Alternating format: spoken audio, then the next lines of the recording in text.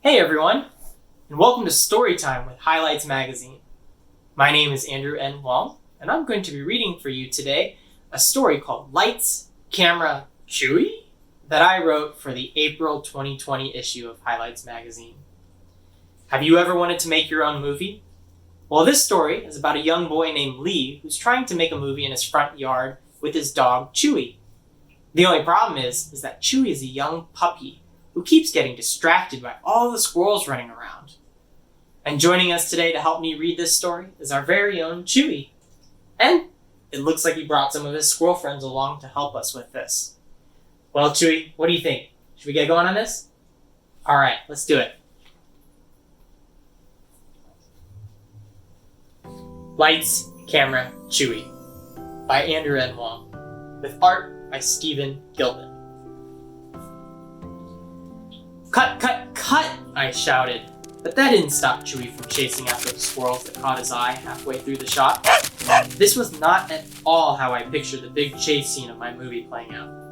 You're supposed to be running after the cupcake thief, not the squirrels, I said. But Chewy didn't care. He had already moved on to chewing his leash. If only he had as much passion for acting as he has for chewing on things, I thought. And don't even get me started on the leash. What kind of Hollywood stunt dog wears a leash? It was Dad's one rule though. Because Chewy was only a puppy, I had to keep him on the leash whenever we filmed outside. As long as I followed that rule, I could use Dad's old cell phone to shoot my movie. Let's try this again, I said, as I put Chewy back on his mark. I had learned that a mark means an actor's starting position. I held onto his leash, hit the big red record button on the phone screen, and yelled, "Action!" This time, Chewy ran the entire length of the backyard without getting distracted. With the leash on, though, he didn't exactly appear to be in any real hurry to catch anyone. The only way I could make this look real would be to take the leash off. But that would mean breaking the promise I'd made to Dad. On the other hand, if I moved quickly and was careful with my camera angles, would Dad ever know about it? After unhooking the leash, I put Chewy down on his mark and hit record. But before I could shout action, Chewy's ears popped up. He turned to the sound of footsteps walking past our driveway. It was Mrs. Yang, our next door neighbor. She was Chewy's favorite. Probably because she loved to give him treats. Chewy bolted across the yard and down the driveway. He greeted Mrs. Yang with a bark and playfully jumped in circles around her. "You must smell the doggy biscuits I just bought for you," she said to him. That's when Chewy noticed her grocery bag. As if it was one of his toys, he grabbed it with his mouth and pulled. I watched in horror as Mrs. Yang's groceries spilled all over the sidewalk. I wanted to apologize. I wanted to help Mrs. Yang pick up her things. But then I remembered something. If Dad found out I had taken Chewy's leash off, I wouldn't be able to use his cell phone anymore. Without a camera, I wouldn't be able to finish my movie. In a panic, I grabbed Chewy and ran inside the house. All afternoon, I replayed the scene in my head. Not the heroic one from my movie of Chewy saving the day, but the one of him tearing into Mrs. Yang's bag. Over and over, I watched myself run away without apologizing or offering to pick up the mess. When Dad arrived home that evening, I handed him his cell phone.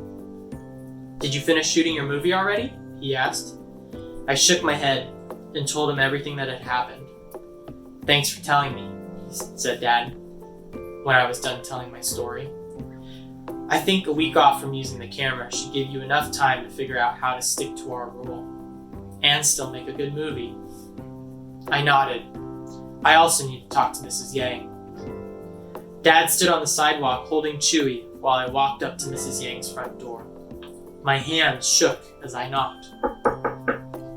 To my surprise, Mrs. Yang answered with a smile.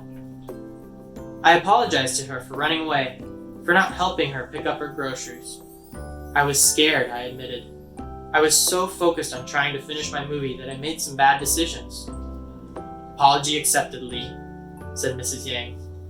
"Did you say you're making a movie? About that puppy of yours?" She pointed to Chewy, who was now trying to chew on Dad's shoelaces. I nodded. "Well, I'd love to see it when it's finished.